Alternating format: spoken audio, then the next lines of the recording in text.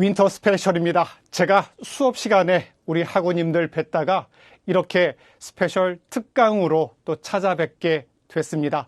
그동안 평안하셨지요? 우리 서울 디지털대학교는 우리 학우님과 저 그리고 학교 모두가 협업을 통해서 완성도를 높여가고 있습니다. 이렇게 코로나19 이후에 언택트 교육이 주목받고 있습니다. 각광받고 있습니다. 우리 서울 디지털대학이 그 앞서서 선도 역할을 하고 있습니다. 저는 그 역할을 우리 학우님들과 함께 하고 싶습니다. 제가 조금 더 아는 것을 한 발짝 앞서서 우리 학우님들의 학문에 그리고 실무에 내비게이션 역할을 하도록 최선을 다하겠습니다. 우리 코로나19가 상당히 부정적이고 우리 삶을 제약했습니다. 하지만 이 코로나19 팬데믹 속에서도 어떤 산업은 발전하고 있습니다. 그 중에 하나가 무엇일까요? OTT 서비스입니다.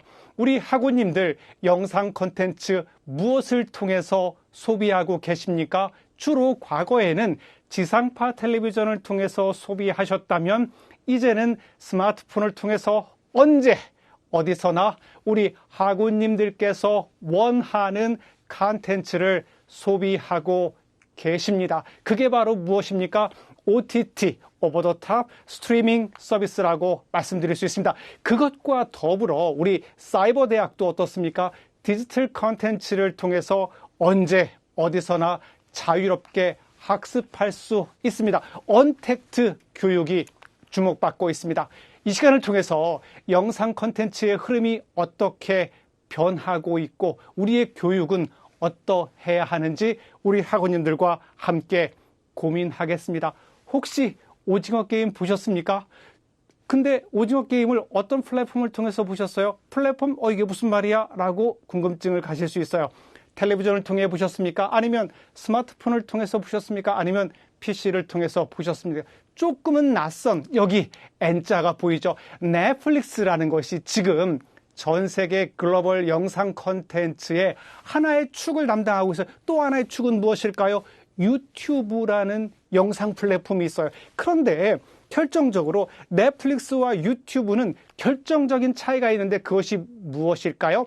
넷플릭스라는 것은 비용을 지불을 한 클로즈드 플랫폼이에요. 닫힌 플랫폼이에요. 반면에 유튜브라는 영상 플랫폼은 어때요? 오픈드 플랫폼이에요. 그것도 광고를 보지 않고 그들 나름대로는 청정 콘텐츠라고 그러죠.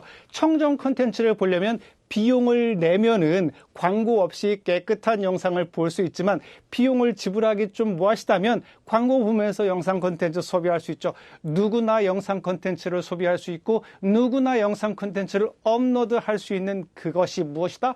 유튜브죠. 유튜브와 넷플릭스의 가장 큰 특징이라는 것은 하나는 닫힌 정원이고 하나는 열린 정원이라는 거죠. 그 중에서 오늘은 넷플릭스 전 세계 영화와 드라마 플랫폼의 혁신자적인 역할을 하고 있는 넷플릭스를 한번 살펴보도록 하겠습니다. 여기 오징어 게임이 있습니다. 정말 올해 하반기에는 오징어 게임이 선풍적인 인기를 끌고 있습니다. 이 오징어 게임 하니까 제 어릴 때 초등학교 때 오징어 게임 저도 많이 했었습니다. 여기서 지키고 잡고 했었는데 저는 운동신경도 둔하고 잘 못했었는데 저희 친구들 오징어 게임 잘하던 친구들이 너무나 이 드라마가 처음 나왔을 때 궁금했어요. 도대체 오징어 게임이 무엇일까? 저도 봤습니다만 이제는 영상 콘텐츠의 국경이 없은 언어의 국경 그리고 문화의 국경이 허물어지고 있습니다. 코로나19 이후에 어떻습니다? 방콕 극장이 무엇일까요? 사람들이 극장, 멀티플렉스가 갈 수 없어요. 코로나 때문에 갈 수 없어서. 그러면 텔레비전이 제공하는 영상 콘텐츠만으로는 갈증이 있던 거예요. 그 갈증을 해소한 것이 무엇이다? 넷플릭스다. 넷플릭스 방콕 극장 시대를 열었다. 방콕 극장의 전성 시대를 여는 것이 무엇이다? 넷플릭스다. 그 중에 하나 글로벌 히트작이 오징어 게임이라고 말씀을 드릴 수 있습니다. 자, 그렇다면 오징어 게임 우리 학우님들 다 보셨죠? 오징어 게임의 최후 승자는 누구일까요? 여기 오징어 게임의 최후 승자, 게임이니까 분명히 승자가 있겠지요. 그 어마어마한 돈을 받기 위한 극한의 생존 게임 위너.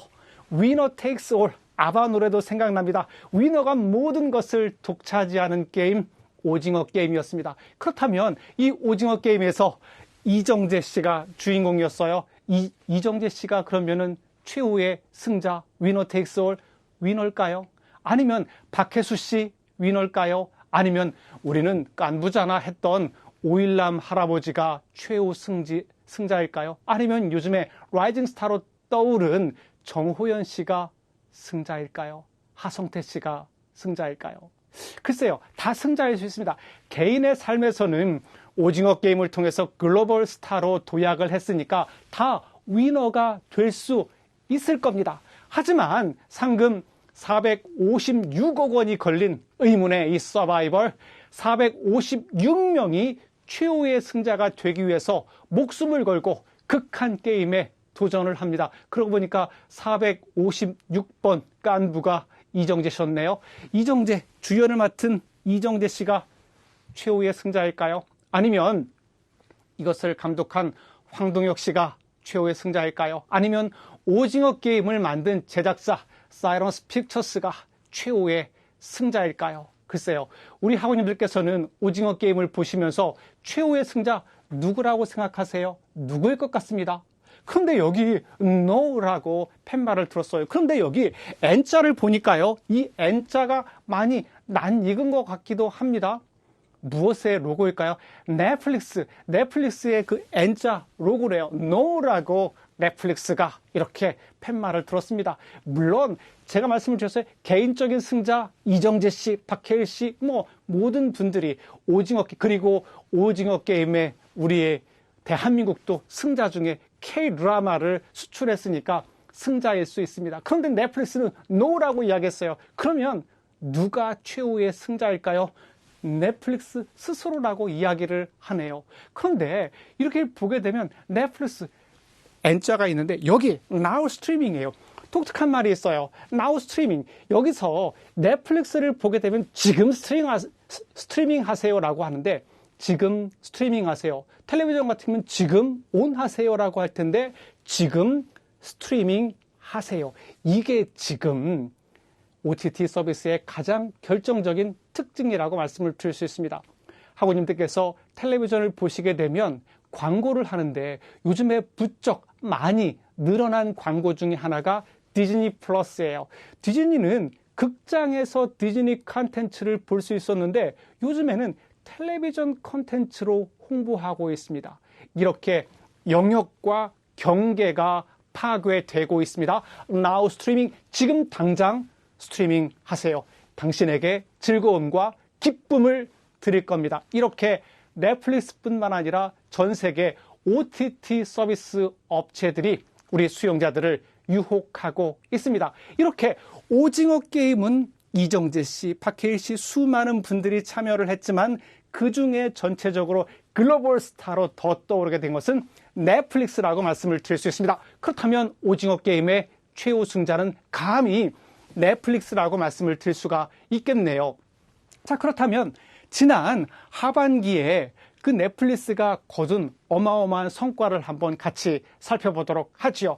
글로벌 OTT 서비스 플랫폼인 넷플릭스 지난 9월 국내에서 역대 최고 이용자 수를 기록을 했습니다.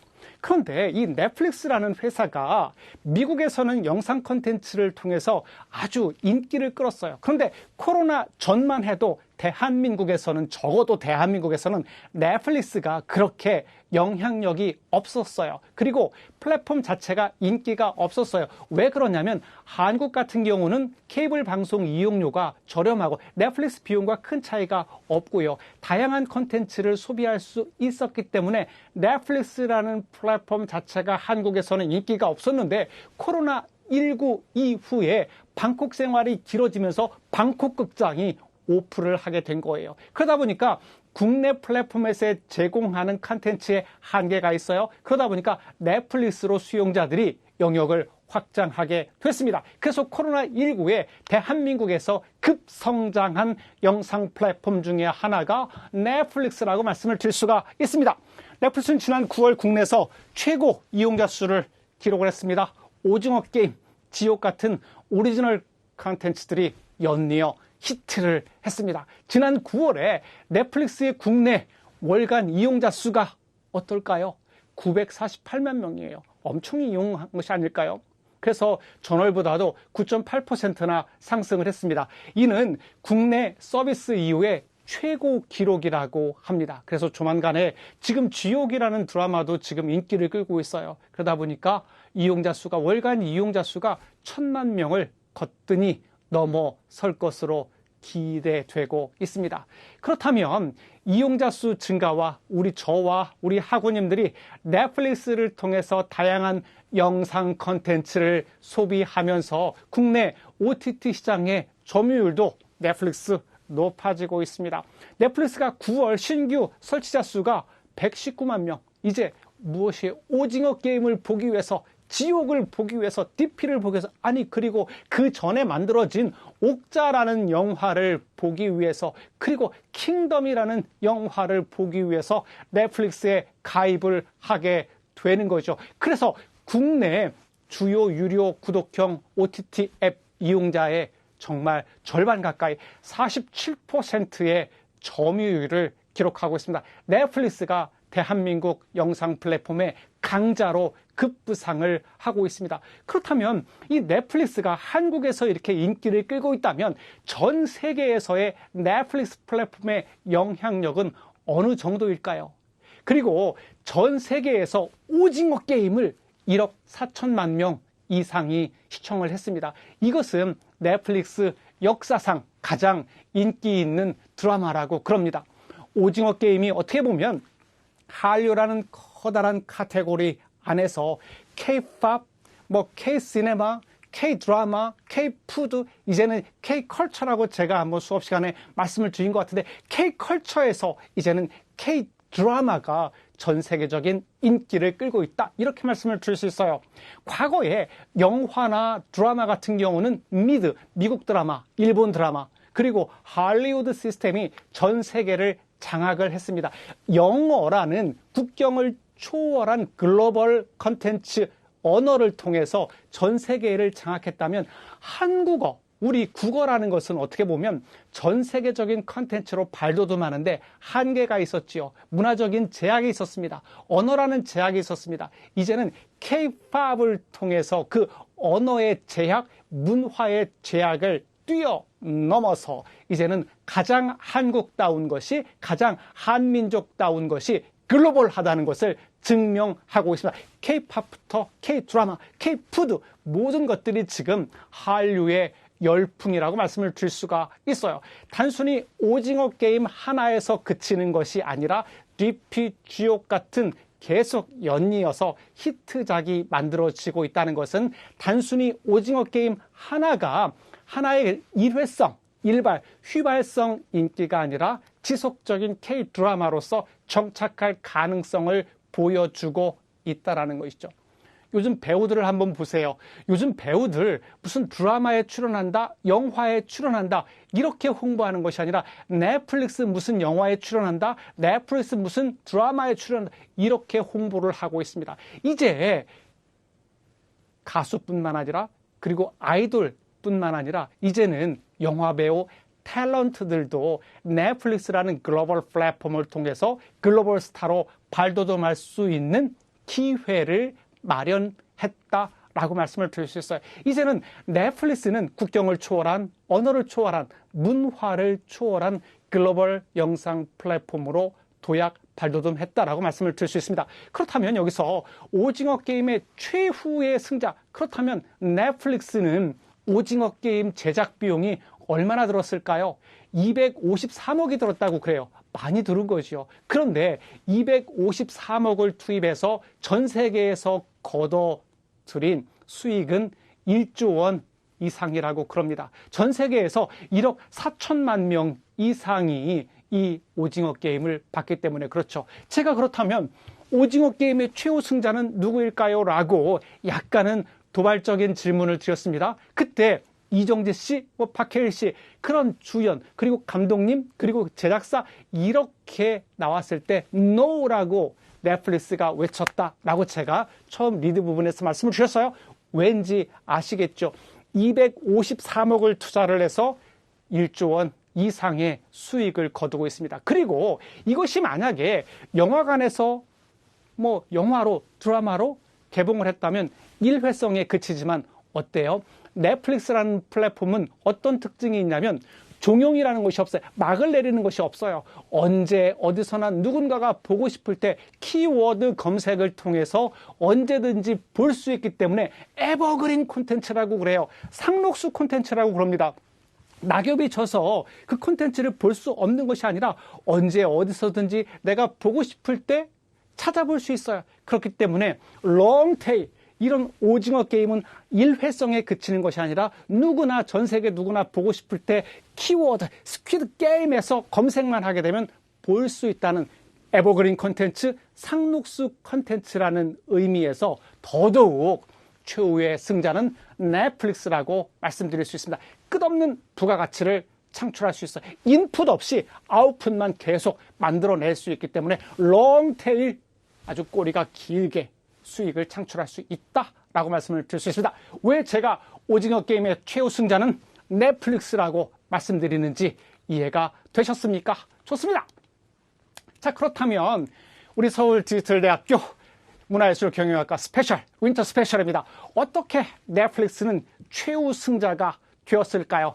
지금은 넷플릭스뿐만 아니라 디즈니 플러스, 유튜브, 그리고 뭐 네트워크 사업자인 SK텔레콤, LG U+, KT, 그리고 미국의 AT&T, 버라이즌 같은 수많은 기업들이 컨텐츠 기업으로 발돋움하고 있습니다. 이제는 단순한 미디어의 밸류 체인은 CPMD가 있는데 컨텐츠 기업이 있고요. 플랫폼 기업이 있고 네트워크 기업이 있고 그리고 디바이스 기업이 있었어요. 과거는 컨텐츠 기업은 열심히 컨텐츠만 만들면 되고 플랫폼 기업은 열심히 그 컨텐츠를 서비스하면 되고 그리고 네트워크 기업은 그것을 유통시키는데 전념을 했어요. 디바이스 기업은 당연히 텔레비전 만드는 회사는 열심히 텔레비전만 만들고 스마트폰 만들던 회사는 열심히 스마트폰만 잘 만들면 됐어요.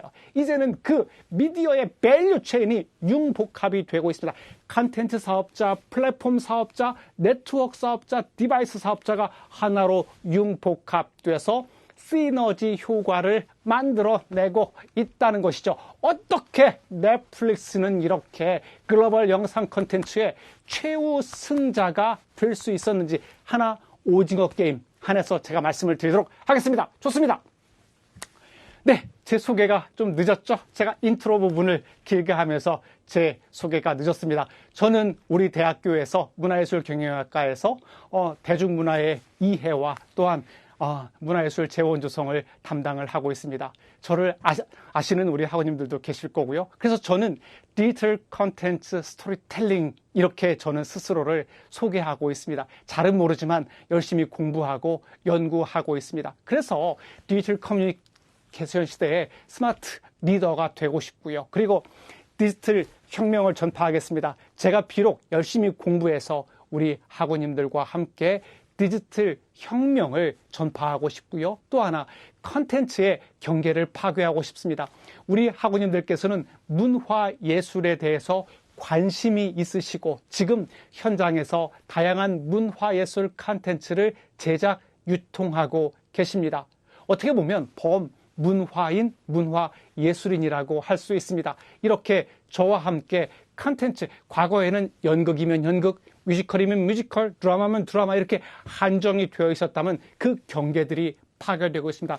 웹툰, 가장 인기 있던 웹툰이 드라마로 만들어지고요. 그것이 영화로 만들어지고 소설이 영화, 드라마, 웹툰으로 만들어집니다. 이제는 컨텐츠, 웰메이드 컨텐츠 하나만 있다면 그 원소스를 멀티 유징해서 다양한 부가가치를 창출할 수 있습니다. 그것이 바로 무엇입니까? 컨텐츠의 경계를 파괴해서 넘나들면서 크로스오버 하면서 융복합 시너지를 만들어 나가는데 제가 작은 역할을 하고 싶습니다. 또 한 가지 스토리텔링의 꽃을 피우고 싶습니다. 스토리텔링이라는 것은 결국 무엇일까요? 흥미입니다. 재미입니다. 오징어 게임의 흥미, 극한의 흥미와 극한의 재미가 주어졌기 때문에 글로벌 시청자들, 수용자들이 열광한다라고 말씀을 드릴 수 있습니다. 저와 함께 이러한 세상으로 함께 나가셨으면 좋겠습니다. 오늘은 윈터 스페셜로 해서 어떻게 글로벌 OTT 서비스가 인기를 끌고 있고 향후에 어떻게 될 것인지 그 대표 주자인 넷플릭스를 중심으로 말씀드리도록 하겠습니다. 하하, 여기 있네요. 이러고 보니까 여기 스트리밍이라는 것이 있어요. 제가 아까 Now 스트리밍, 그 구글에 지금 뭐 온 하세요 그것이 아니라 Now 스트리밍, 지금 스트리밍 하세요 이렇게 이야기를 하고 있는데 도대체 스트리밍이라는 것이 무엇일까요? OTT 서비스라고 이야기를 했는데 왜 뜬금없는 스트리밍입니까? 이렇게 질문을 하시겠죠. OTT와 스트리밍은 같은 의미로 단순하게 보셔도 좋습니다. 그렇다면 지금 OTT 서비스 시장, 플랫폼 글로벌 시장에서 여기 낯익은 로고가 있죠? 유튜브입니다. 여기 또 누가 있어요? 넷플릭스, 애니 있네요. 여기는 아마존이 있어요.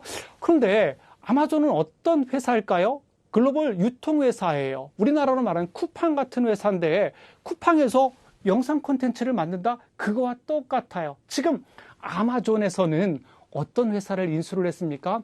워싱턴 포스트라는 미국의 3대 일간지를 인수를 해서 언론 기업으로 진출을 했습니다. 그리고 아마존 프라임, 아마존 비디오를 통해서 영상 콘텐츠 회사로 발돋움을 하고 있습니다. 그러다 보니까 제가 한국의 쿠팡 같은 회사라고 말씀드렸는데 한국의 쿠팡도 글쎄 아마존과 똑같이 쿠팡 TV를 만들었어요. 쿠팡 TV에서 스포츠를 중계하는 시대가 됐습니다. 왜 이렇게 물류의 유통회사들이 영상 콘텐츠의 플랫포머 역할을 하고 있을까요?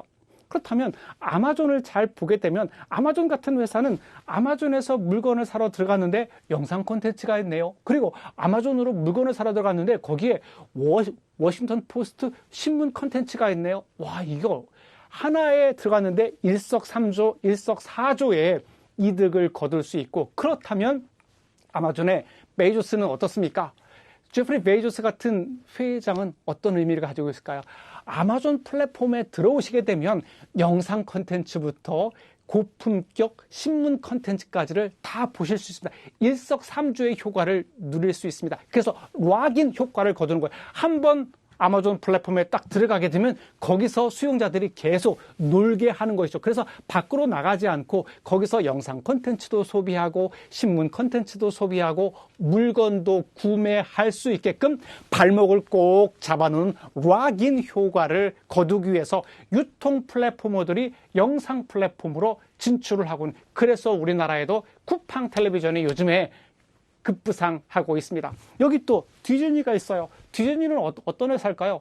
영화 회사예요. 할리우드를 대표하는 영화 회사인데 이 영화 회사가 OTT 서비스에 진출을 했어요. 스트리밍 서비스를 진출을 했어요. 그러면은 영화관을 포기하겠다는 멀티플렉스 대신에 스마트폰으로 전쟁터를 옮기겠다는 이야기인가요? 그렇습니다. 옮기겠다고 그렇습니다. 왜 그러냐면 극장의 상영관이라는 것은 지금 코로나19 팬데믹 시대에 모이기가 어렵지 않습니까? 그러다 보니까 극장 수익이 줄어들어, 박스 오피스가 줄어들어요. 그러니까 그 줄어든 박스 오피스를 보충하기 위해서, 충당하기 위해서 언제 어디서나 개인의 손바닥 텔레비전으로 전쟁터를 옮기는 거죠. 하하, 여기 얘는 또 뭘까요? 보니까 얘는 애플 애플이라는 것은 제가 CP&D, 컨텐츠 사업자, 플랫폼 사업자, 네트워크 사업자, 디바이스 사업자.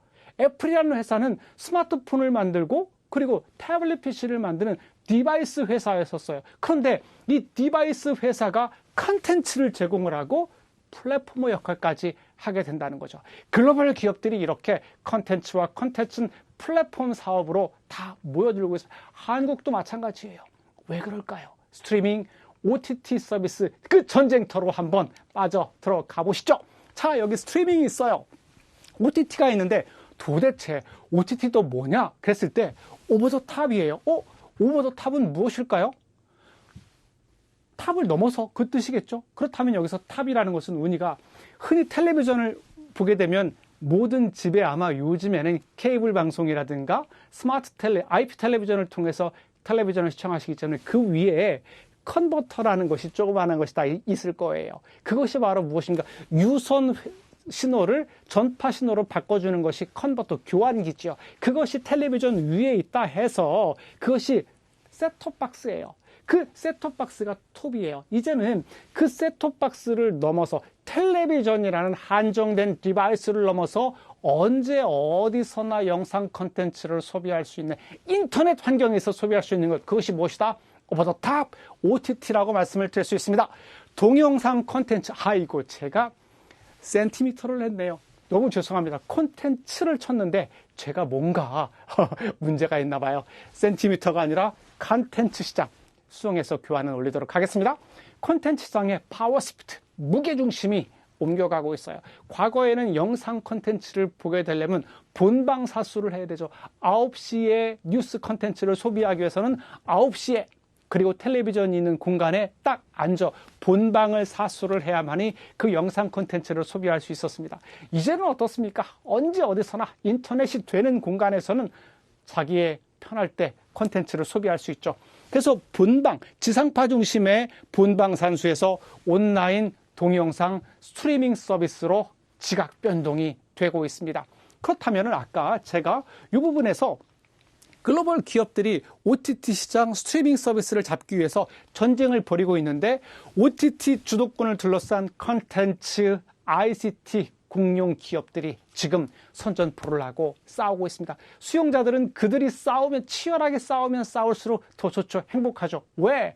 그들이 더 좋은 컨텐츠로 수용자들을 유혹할 수 있기 때문에 그렇습니다. 과거에는 컨텐츠의 주권이 공급자 중심이었었어요. 방송사, 영화사 중심. 그래서 어떤 컨텐츠를 만들어서 일방적으로 뿌려줘. 이거 보시오 라고 하지만 지금은 어떻습니까? 제가 보고 싶은 컨텐츠를 키워드 검색을 통해서 소비를 하게 되는 거죠. 컨텐츠의 주권이 변화됐어요. 어떻게? 공급자 중심에서 수용자, 우리 수용자 중심으로 변했다는 거죠. 그리고 유튜브를 보시거나 넷플릭스를 보시게 되면 어때요? 제가 본 어떤 영상 콘텐츠가 있으면 그 영상 콘텐츠와 유사한 콘텐츠를 쭉 추천을 해줘요. 인공지능이 저보다 저를 더 잘 알아요. 제가 검색하고 본 영상 콘텐츠의 결과물을 분석을 해서 이 사람이 이런 콘텐츠도 좋아하겠다. 이것도 보시죠. 필터 알고리즘을 통해서 추천을 하게 되는 거죠. 맞춤형 콘텐츠를 제공을 합니다. 그래서 어떻습니까?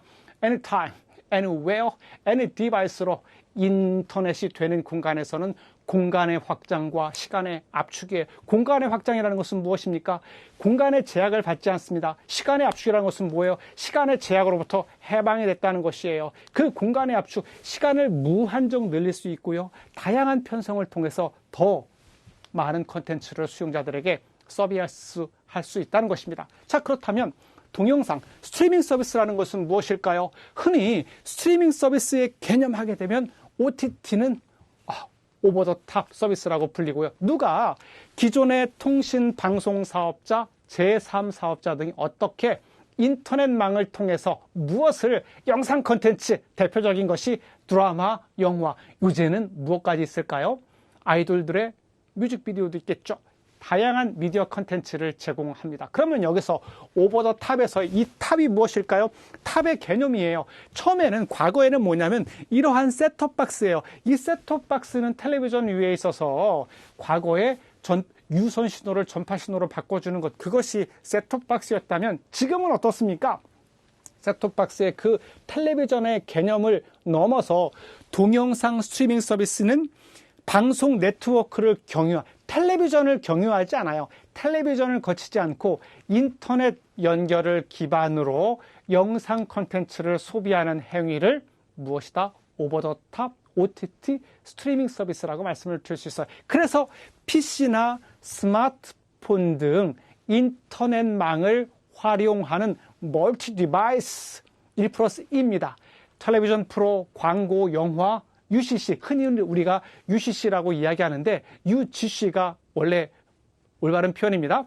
유저가 생산한 컨텐츠, 유저 제너레이티드 컨텐츠가 UGC라고 말씀을 드릴 수 있어요. UGC가 사실 차고 넘치는 곳이 어디입니까? 유튜브에 가게 되면 수용자들이, 사용자들이 생산한 컨텐츠들이 유튜브에는 범람하고 있습니다. 그렇다면 스트리밍 서비스의 등장 배경이죠. 시청자의 선택과 집중입니다. 비교적 저렴, 10,000원 안팎으로 자기가 선호하는 컨텐츠를 골라 시청할 수 있어요. 그리고 매월 일정의 시청료를 지불하는 케이블 텔레비전, IP 텔레비전은 약간 제한될 수 있고 국경에 한계가 있었지만 이 넷플릭스라든가 유튜브 같은 플랫폼은 어떻습니까? 거기에 일정액만 내게 되면 글로벌 컨텐츠를 무한정으로 시청할 수 있다는 단점이 있습니다. 그래서 텔레비전 컨텐츠의 한계를 극복을 하고 전 세계 미드 일드 다양한 컨텐츠를 소비할 수 있다. 그것이 바로 무엇입니까? 시청자의, 수용자의 선택과 집중이 만들어낸 결과라고 말씀을 드릴 수 있습니다. 왜 스트리밍 서비스일까요? 과거에는 영화라든가 드라마, 음악들을 다운로드를 해서 제가 스마트폰이나 PC를 통해서 수용을 했습니다. 그렇다면 제 PC라든가 스마트폰의 용량이 커야 돼요. 하드웨어의 용량이 커야 돼요. 그러면은 부담스럽지요. 그렇다면 스트리밍 서비스의 개념은 무엇일까요? 스트리밍은 물이 흐르는 거잖아요. 영상 콘텐츠를 제 스마트폰에 다운로드해서 보는 것이 아니라, 그렇다면 제 스마트폰의 용량이 커야 되는데 제 스마트폰의 용량이 크지 않아도 됩니다. 영상 콘텐츠를 소비하면서 물이 흘러가듯이 그냥 빠져나가는 거예요. 그냥 스쳐가면서 나는 영상 콘텐츠를 소비하는 거예요. 그렇다면 그 영상 콘텐츠는 어디 있습니다? 클라우드 서버, 거대한 클라우드 서버 안에 저장이 되어 있고 저는 필요할 때마다 꺼내 쓰는 역할이에요. 그래서 그것이 스트리밍 서비스라고 말씀드리는 것. 스트리밍, 물 흐르듯이 그냥 보고 소비하고 흘려보내는 것. 스트리밍, 물 흐르듯이. 스트리밍은 인터넷만 연결되면 별도로 데이터를 제 스마트폰이라든가 제 PC에 데이터를 저장할 필요 없이 실시간 재생할 수 있습니다. 자, 보세요. 이렇게 커다란 클라우드 서버가 있어요. 이 안에 텔레비전 프로그램도 있고요. 영화도 있고 유저 제너레이티드 컨텐츠, 다양한 컨텐츠들이 이 안에 있습니다. 그렇다면 인터넷을 통해서 태블릿 PC, 스마트폰, 텔레비전, PC 다양한 인터넷 네트워크를 활용할 수 있는 인터넷 디바이스를 통해서, 디지털 디바이스를 통해서 이 영상 컨텐츠를 소비할 수 있는 것, 그것이 무엇입니까? 스트리밍 서비스, 그리고 그것이 무엇입니까? OTT 서비스라고 말씀을 드릴 수 있어요. 과거에 스트리밍 서비스가 되지 않을 때는 이 저장 공간이 이 클라우드 서버가 아니라 제 태블릿 PC, 제 스마트폰, 제 개인 PC였었어요. 그렇다면 어때요? 영화, 2시간짜리 영화를 다운로드 받으려면 다운받는 시간도 오래 걸릴 것이고, 그리고 제 PC의 용량도 커야 돼요. 하지만 이제는 용량이 클 필요 없죠. 왜? 이렇게 클라우드 서버에 저장을 시켜놓고 일정액만 지불하면 언제든지 볼 수 있기 때문에 그렇습니다. 그것이 바로 무엇이다? 스트리밍 서비스, 물 흐르듯이 사용하면서 흘려보내는 것이 스트리밍 서비스라고 말씀을 드릴 수 있습니다. 자, 그렇다면 스트리밍 서비스의 특징입니다. OTT의 특징입니다. 다양한 단말기를 사용할 수, 다양하죠. 디바이스가 인터넷이 될 수 있는 스마트폰, 태블릿 PC, 개인 PC 다양하게 활용할 수 있습니다. 그리고 소비자 주도적이에요. 과거에 영화 콘텐츠라든가 텔레비전 콘텐츠는 어떻습니까? 극장에서 제가 부동자세로 컴컴한 공간에서 앞만 보면서 영상 콘텐츠를 집중하고요. 또 드라마도 어때요? 방송사에서 보여지는 것을 일방적으로 보여주면 우리는 수동적으로 수용할 수밖에 없었습니다. 이제는 어떻습니까? 우리가 주도적이에요. 키워드 검색을 통해서 내가 보고 싶은 것을 찾아서 보면서 다시 볼 수도 있고요. 느리게 볼 수도 있고요. 빨리 볼 수도 있죠. 그것이 바로 무엇입니까? 과거에는 공급자 중심이었다면 이제는 수용자 중심, 그리고 그 주권이 누구에게 넘어왔다? 수용자에게, 영상 콘텐츠의 주권이 수용자에게로 넘어왔다라고 말씀을 드릴 수 있습니다. 저렴한 가격. 저도 넷플릭스를 보고 있는데요. 저희 집에 넷플릭스를 가입을 해서 제 아이 이름으로 가입을 했는데 제 아이도 보고요. 제 아내도 보고 또 제 3자에게 하나를 또 줬습니다. 한 분이 가입을 하게 되면 3사람이 동시에 이용을 할 수 있어요. 그러다 보니까 가격이 비교적 저렴하다라고, 여기서 제가 비교적이라는 것은 상대적이기 때문에 제가 비교적이라는 말씀, 누구에게는 비쌀 수도 있지만 누구에게는 그것이 저렴할 수도 있다고 이해를 해 주셨으면 좋겠습니다. 상대적으로 저렴한 가격입니다. 그리고 컨텐츠 중심입니다. 여기는 다양한 검증된 컨텐츠를 통해서 에버그린 컨텐츠라, 상록수 컨텐츠라고 말씀을 드렸어요. 이것은 무엇이냐면 수용자들이 원하는 때 키워드 검색을 통해서 찾아서 볼 수 있기 때문에 그렇습니다. 자, 그럼 여기 린 100과 린 포워드에 대해서 말씀을 드리도록 하겠습니다. 수용자 주도적이라고 해서 린백이라는 것은 뭐예요? 제가 소파에 비스듬히 기대고 앉아서 일방적으로 텔레비전 콘텐츠를 소비하는 것, 그것이 린백이에요. 소파에 기대고 있는 것이 린백이고, 린포워드는 어떻습니까? 스마트폰은 이렇게 기대서 볼 수는 없죠. 이렇게 집중해서 볼 수 있고요. 그리고 제가 직접 입력을 해야 돼요. 키보드에 입력을 해서 린백이 아니라 린포워드, 뭔가 집중해서 볼 수 있다는 것. 그것이 소비자 주도적이라고 말씀을 드릴 수 있습니다. 자, 그렇다면 OTT 월드워 세계 전쟁 속으로 한번 빠져들도록 하겠죠. OTT 월드워입니다. 그런데 여기 OTT인데 디즈니가 있고요. 영화사가 있고요. 구글, 이건 또 뭡니까? 구글은 검색회사 아닙니까? 아마존은 유통회사죠. 이렇게 글로벌 업계, 디즈니는 할리우드의 가장 대표적인 넘버원 기업이죠. 구글은 어떻습니까? 검색이라든가 유통 플랫폼의, 컨텐츠 유통 플랫폼의 글로벌 사업자입니다. 그리고 아마존은 어떤 물류의 유통 사업자, 넘버원 사업자입니다. 이렇게 글로벌 업계 1위 기업의 위기와 도전이에요. 영화 업계 1위 디즈니예요. 스트리밍 서비스 디즈니 플러스를 론칭을 했습니다. 지금 한국에서도 KT, LG U+와 손잡고 열심히 홍보를 하고 있어요. 그래서 저도 디즈니 플러스 보고 싶어요. 디즈니 플러스를 통해서 어벤져스도 볼 수 있겠죠. 다양한 디즈니가 가지고 있는 자회사의 컨텐츠를 소비할 수 있을 것 같습니다. 그건 조금 이따 말씀을 드리도록 하겠습니다. 이렇게 영화업계 1위 디즈니도 이렇게 스트리밍 서비스인 디즈니 플러스를 론칭을 했습니다. 인터넷 검색업계 1위 구글, 유튜브 통해서 자체 제작한 영화, 드라마를 유통하고 있어요. 유튜브는 어디예요? 구글의 자회사입니다. 인터넷 유통업계 1위 아마존 물었습니다. 아마존 프라임 안에는 아마존 비디오, 아마존 뮤직 다양한 컨텐츠들이 있어요. 여기 아마존 프라임을 통해서 오리지널 컨텐츠를 선보이고 있어요. 우리나라 쿠팡도 아마존을 따라서 쿠팡 텔레비전을 만들었어요. 이렇게 디즈니, 구글, 아마존의 각 업계 1위들의 다음 격전지는 무엇일까요? CPND라고 말씀을 드렸어요. 과거에는 컨텐츠 사업자, 플랫폼 사업자, 네트워크 사업자, 디바이스 사업자였는데 이들의 넥스트 격전지는 무엇일까요? 컨텐츠 마켓이라는 거죠. 왜 하필 컨텐츠 마켓일까요? 영화 제작이 본업이던 디즈니, 제가 코로나19 팬데믹 이후에 멀티플렉스 갈 수가 없어요. 그러다 보니까 어떻습니까? 박스 오피스 수입이 줄지요. 이런 수익 감소를 어떻게 극복할 수 있을까요?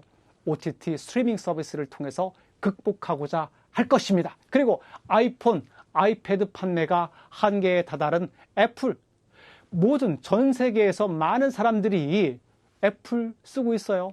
아이폰 쓰고 있습니다. 아이패드 쓰고 있습니다. 그렇다면 아이폰과 아이패드의 기본 어플리케이션으로 애플 텔레비전을 깔아놓게 되면 어떨까요?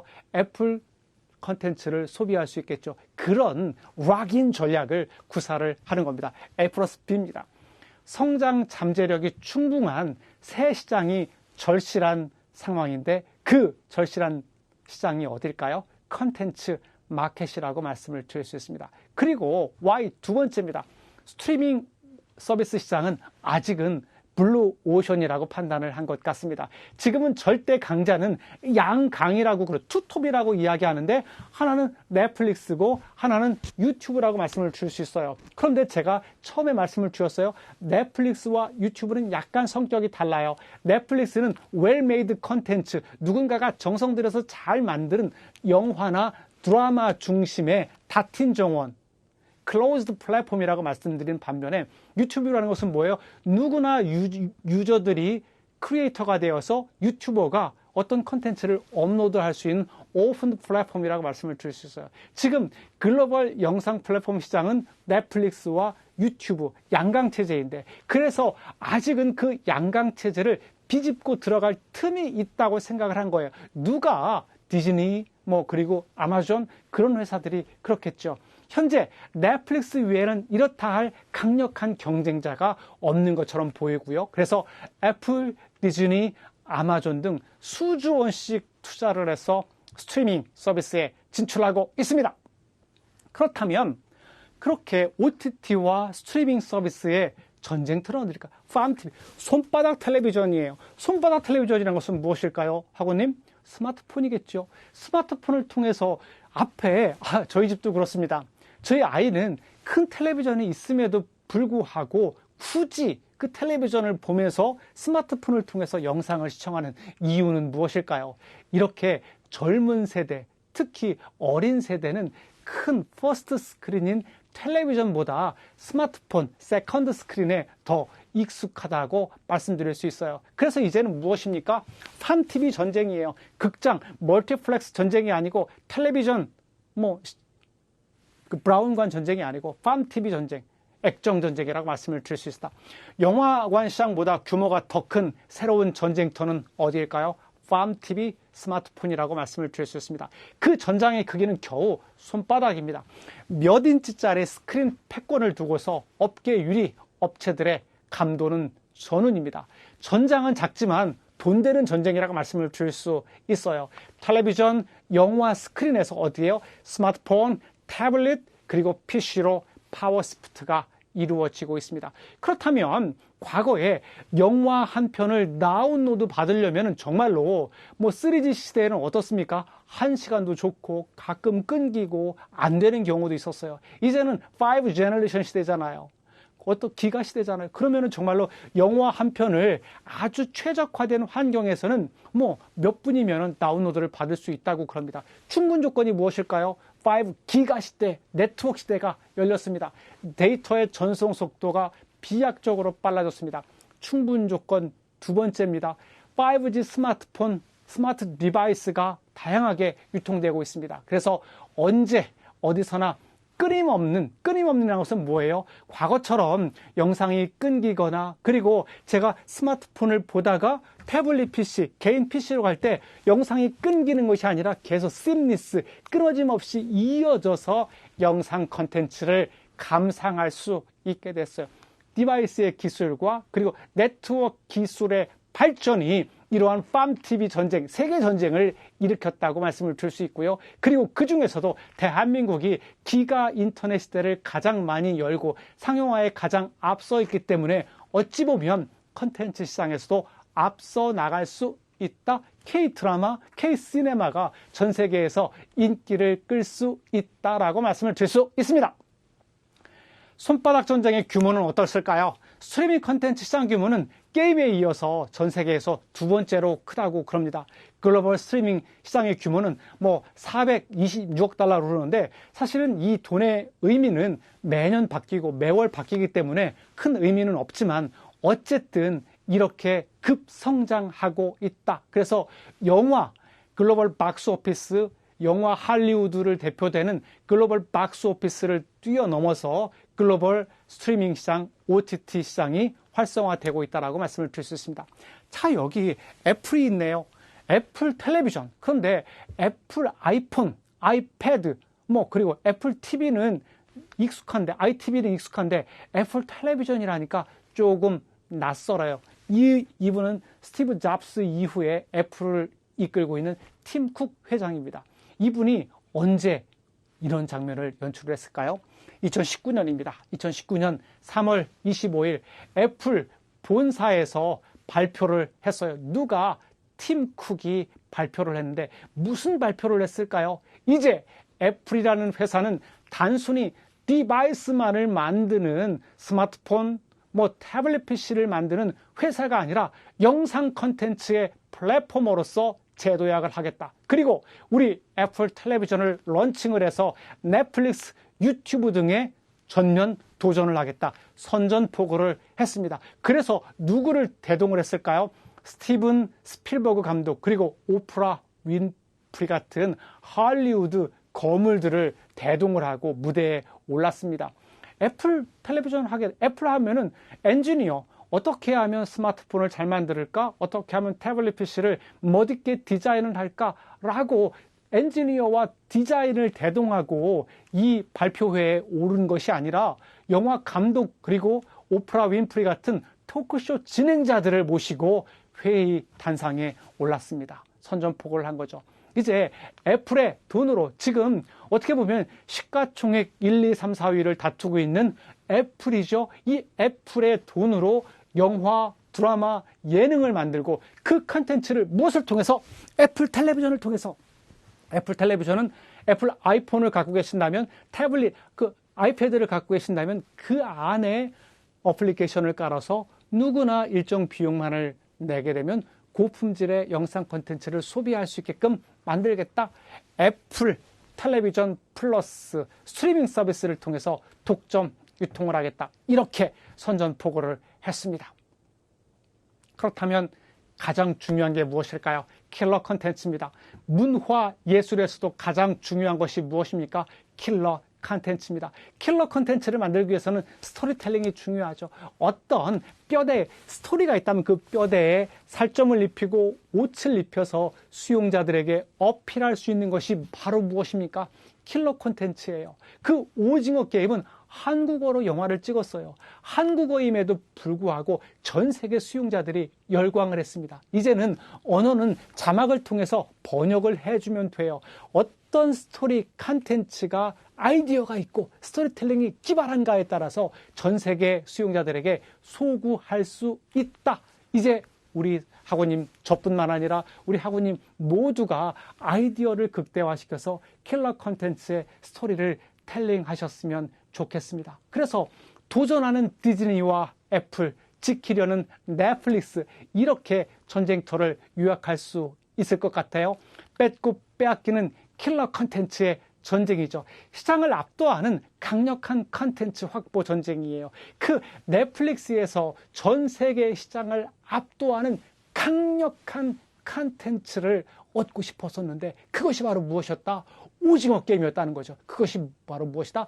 지옥이라는 대한민국 콘텐츠가 전 세계 글로벌 시장에서 인기를 끌고 있다. 글로벌 시장을, 글로벌 마켓을 압도하는 메이드 인 코리아 콘텐츠가 지금 K-드라마, K-시네마로 발돋움하고 있다고 말씀을 드릴 수 있습니다. 글로벌 콘텐츠 시장의 특징입니다. 소수의 킬러 콘텐츠가 매출의 절대 비율을 차지를 해요. 오징어 게임이 200억 조금을 더 투자했지만 1조 이상을 수익을 거뒀다는 것이죠. 그럼 무엇입니까? 오징어 게임이 엄청난 역할, 킬러 콘텐츠 하나가 막대한 수익을 창출을 하게 되는 것이죠. 그렇다면 글로벌 시장을 현황을 보게 되면요, 넷플릭스 전체 콘텐츠 조회수 중 42%가 50여 개의 콘텐츠에서 수익이 발생한, 그 중에서 우리나라가 만든 그런 오징어 게임이라든가 지옥이라든가 그런 킹덤 같은 영화가 엄청난 역할을 한 거죠. 디즈니를 봐도 어떻습니까? 전체 영화 흥행 수입 중 한 60%가 우리 흔히 이야기하고 있는 어벤져스에서 나올 수 있겠죠. 블랙팬서, 어벤져스, 인크레디블 같은 그런 디즈니 계열사에서 나왔다라고 말씀을 드릴 수 있습니다. 그래서 웰메이드 컨텐츠라면 수익 끝없는 부가가치를 창출할 수 있다라고 말씀을 드릴 수 있네요. 자, 그렇다면 디즈니 킬러 컨텐츠를 파워를 한번 살펴보도록 하죠. 제가 왜 넷플릭스를 할 때 디즈니를 여기다가 제가 삽입을 했냐면, 요즘에 영상 광고를 보게 되면 디즈니 플러스 관련된 광고들이 무척 많이 나와요. 그래서 한번 제가 디즈니를 우리 학원님들과 공유하고 싶습니다. 디즈니라는 회사는 그냥 우리가 흔히 알고 있는 미키마우스를 만든 월트 디즈니예요. 그런데 이제는 그 미키마우스뿐만 아니라 다양한 우리가 알고 있는 영화사들을 흡수를 했어요. 이제는 디즈니는 그런 애니메이션 회사가 아니라 다양한 영화, 복합적으로 생산하는 컨텐츠 회사라고 말씀을 드릴 수 있어요. 그렇다면 디즈니가 인수한 우리가 알고 있는 가장 막강한 영화사들을 한번 살펴보도록 하겠습니다. 첫 번째, 마블을 인수를 했어요. 마블이라는 회사는 어떤 회사입니까? 과거에는 만화책 만들던 회사였었어요. 우리가 알고 있는 찌질한 영웅들, 헐크도 마블 소속이고, 요즘에 돌아온 스파이더맨, 지금 스파이더맨도 있고요. 그리고 다양한 그런 마블 소속의 영웅들이 이제는 어벤져스라고 이야기했고요. 그 마블이라는 종이책의 만화 캐릭터 회사를 디즈니에서 인수를 해서 그 캐릭터들을 활용한 영화로 만들어서 어벤져스가 전 세계 대박을 쳤지요. 어벤져스로 대표되는 최고의 캐릭터를 보유하고 있습니다.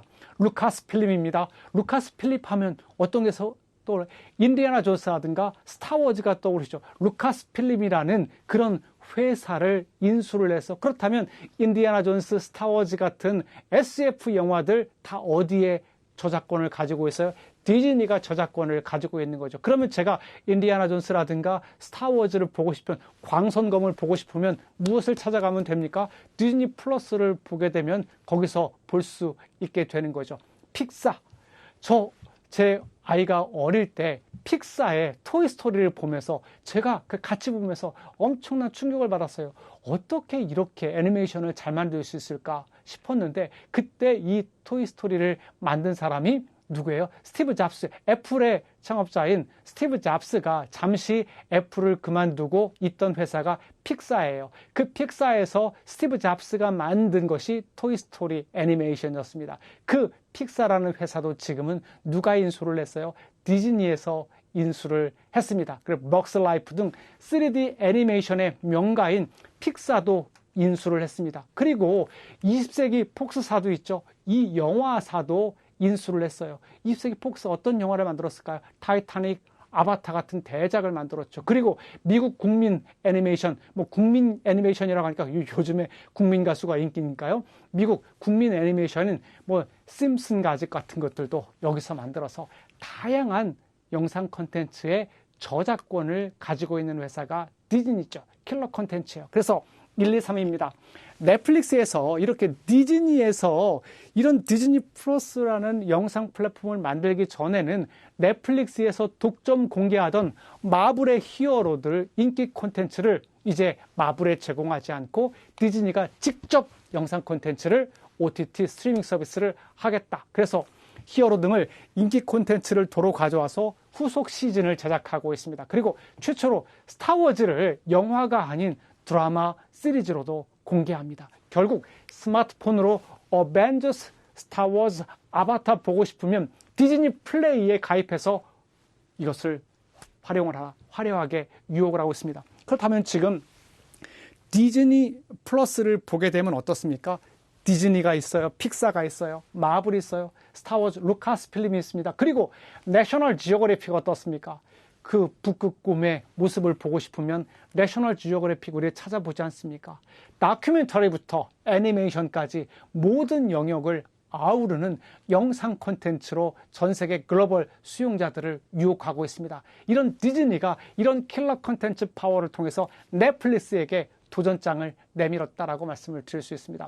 그렇다면 디즈니 같은 경우는 할리우드 영화사이기 때문에 영상 콘텐츠를 저작권을 가지고 있어요. 넷플릭스도 지금 전 세계에서 막대한 돈을 들여서 영상 오리지널 콘텐츠들을 만들고 있어요. 이 디즈니와 넷플릭스의 틈새에 낀 애플의 반격입니다. 스티븐 스필버그를 감독을 영입을 했다고 그랬죠. 그래서 스티븐 스필버그 그리고 토크쇼 오프라 윈프리 등 그런 분들과 독점 계약을 통해서 틈새 시장을 노리고 있는 것이 무엇이다?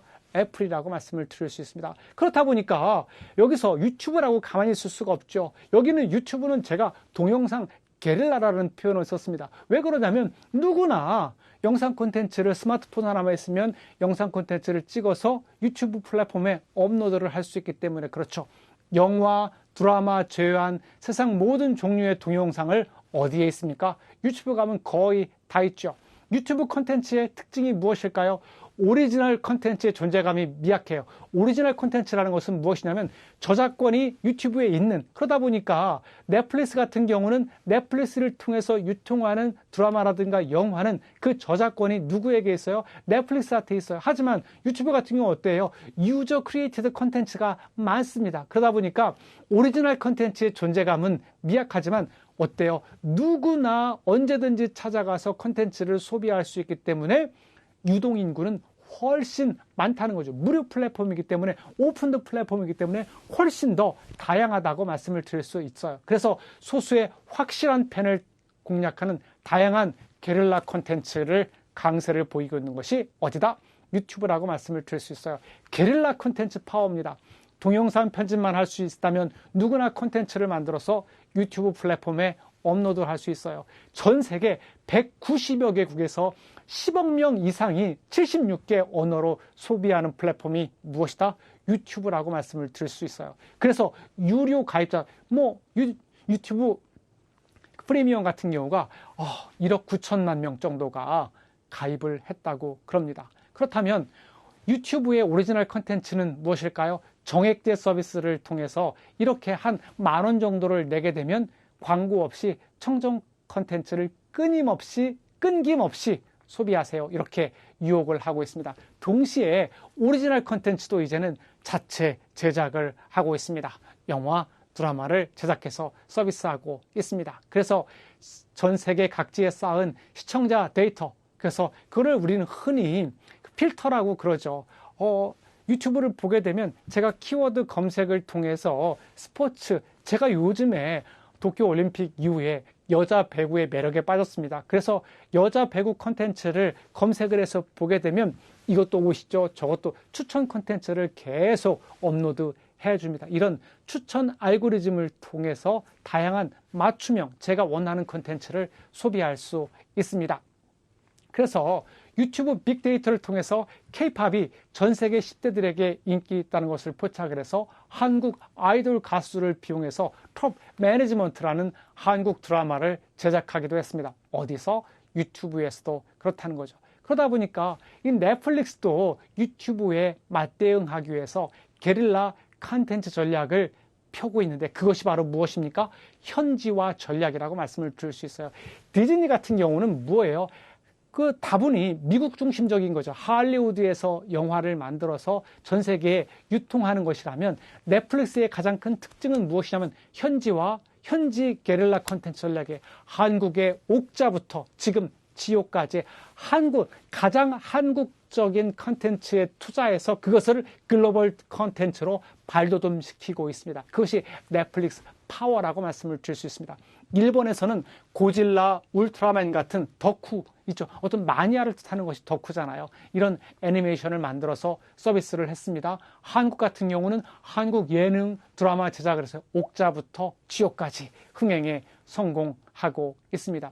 그래서 현지화 전략으로 이런 유튜브라든가 넷플릭스는 이러한 현지화 전략으로 미국적인 컨텐츠만 보유한 디즈니나 애플과는 약간의 차별화 전략을 두고 있습니다. 그래서 컨텐츠의 파레토의 법칙이에요. 파레토라는 법칙이라는 것은 80대 20의 법칙 그리고 20대 80의 법칙인데 전체 수익의 80%를 소수의 20%가 생산한다는 것이 파레토의 법칙이고 콘텐츠의 롱테일의 법칙은 뭐냐면 80대 20이에요. 스테디셀러인 거죠. 끊임없이 조금씩 수익을 창출하는 롱테일의 법칙인 거죠. 콘텐츠의 파레토의 법칙은 수익의 절반은 킬러 콘텐츠가 창출하지만 콘텐츠의 롱테일의 법칙은 어떻습니까?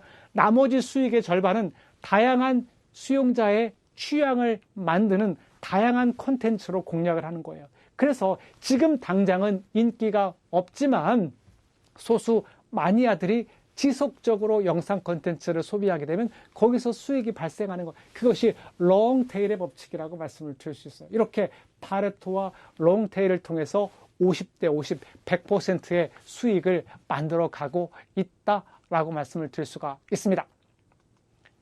자, 그렇다면 국내는 지금 이렇게 넷플릭스, 유튜브, 디즈니 이런 글로벌 기업들이 이런 OTT 시장과 스트리밍 시장을 점령하고 있는데 한국의 기업들은 지금 무엇을 하고 있을까요? 자, 그렇다면 위기입니다. 국내 포털 통신 방송사의 위기입니다. 여기 왓챠 있네요. 우리 학우님들 왓챠를 통해서 영상 콘텐츠 소비하십니까? 여기 웨이브도 있네요. 여기 티빙도 있네요. 그렇다면 우리 학우님들께서는 넷플릭스를 선호하십니까? 아니면 웨이브를 더 선호하십니까? 저도 사실은 웨이브와 티빙을 통해서 영상 콘텐츠를 주로 시청을 했었는데 어느 코로나19 이후에는 웨이브와 티빙보다는 더 영상 콘텐츠가 많은 넷플릭스에 끌리게 되더라고요. 이게 바로 무엇이냐면 킬러 콘텐츠의 파워라고 말씀을 드릴 수가 있습니다. 글로벌 기업의 공습입니다. 국내 스트리밍 시장 넷플릭스 천하될까요? 지금 점점 그렇게 되고 있습니다. 국내 시장의 50% 가까이를 넷플릭스가 점령했다고 제가 수업 처음에 말씀을 드렸죠. 기술, 자금력, 브랜드 파워 앞선 글로벌 거대 기업들 국내 시장을 침공하고 있습니다. 넷플릭스 이용자가 급증을 하고 있어요. 2018년 1월 24만 명에 불과했는데 이제 어떻습니까? 2021년 연말 올해 12월 말쯤이면 1000만 명 월간 활성화 이용자라고 그러는데 그것이 1000만 명을 예상한다고 그럽니다. 이렇게 많이 불과 몇 년 사이에 코로나19 2년 동안에 넷플릭스 사용자가 이렇게 급증을 했습니다. 그렇다면 지난해 넷플릭스가 한국서 올린 매출은 4천억이 좀 넘는다고 그러는데 아직은 방송이라든가 영화 시장 규모가 한 20조 원 된다고 그래요. 그거보다는 미미하지만 지금 넷플릭스의 파워가 점점 세지고 있습니다. 이제는 넷플릭스뿐만 아니라 디즈니 열심히 광고하고 있어요. 그리고 애플 열심히 홍보하고 있습니다. 2차 공습이 예고되고 있습니다. 애플 같은 경우는 애플 텔레비전이 있다고 말씀을 주셨습니다. 국내 스마트폰 시장 30%가량을 무엇이 아이폰과 아이패드가 점유하고 있습니다. 그렇다면 애플 텔레비전은 아이폰에 충성스러운 유저들을 공략하겠지요. 디즈니 어떻습니까? 한국에서 수천만 명 관객을 모은 어벤져스 시리즈로 유명하죠. 이제는 그 디즈니 같은 경우는 이동통신사와 손잡고 지금 계속 영역을 확장하고 있습니다. 그렇다면 국내 기업들의 연합작전입니다. 이제는 혼자가 살 수 없어요. 합종 연횡으로 규모의 몸집을 키우는 거예요. 규모의 경제를 실현하고 있습니다. SK텔레콤, 과거에 SK텔레콤이 여기 옥수수라는 스트리밍 서비스 플랫폼을 가지고 있었어요. 그런데 어떻습니까? 그리고 지상파 3사는 푸비라는 그 스트리밍 서비스를 가지고 있었어요. 그런데 규모가 작다 보니까 영상 콘텐츠를 활성화시킬 수 없어요. SK텔레콤 같은 경우는 돈은 있는데 영상 콘텐츠를 만들 수 없고, 지상파 3사 같은 경우는 영상 콘텐츠를 만들 수 있는데 돈이 없고, 이렇게 서로의 이해가 달랐어요. 그렇다면 우리 지상파 3사의 풋과 SK텔레콤의 옥수수가 하나로 합병을 해서 거대한 물결과 같은 동영상의 물결을 만들자. 그래서 웨이브라는 OTT 서비스가 만들어졌습니다. 그래서 SK텔레콤 동영상 스트리밍 서비스 옥수수, 지상파 3사가 공동 운영하던 스트리밍 서비스 푹 두 개의 플랫폼이 합병을 했습니다. SK는 지상파의 콘텐츠를 수혈받고 지상파는 SK 자금력으로 콘텐츠 제작에 활용합니다. 윈윈 전략을 펴고 있습니다.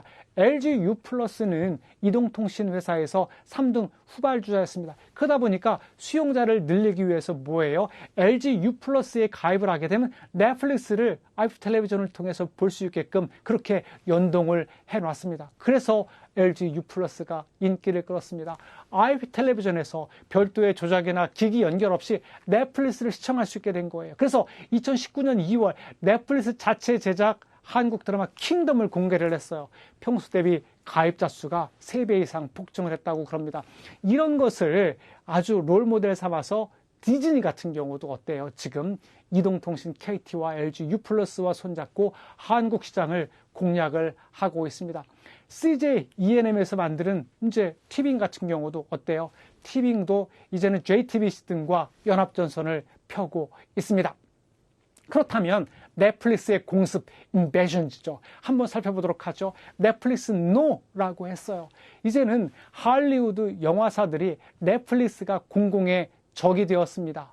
어떻게 지금 사람들이 박스 오피스를 거두려게 되면 극장을 가야 되는데 사람이 극장을 가지 않고 넷플릭스를 통해서 영상 콘텐츠를 소비하는 거예요. 그래서 2017년 3월 27일 어디서? 미국 라스베이거스 시저스 패리스 호텔에서 무엇이 열렸습니까? 영화 산업 연례 행사인 시네마콘이 열려 있습니다. 그 중에 누가 로먼스, 소니 픽처스 엔터테인먼트 영화그룹 대표가 어떻게 말했냐면 빌어먹을 넷플릭스, 영화는 영화관에서 보는 거야 라고 외쳤다고 그럽니다. 제가 욕을 해서 죄송합니다.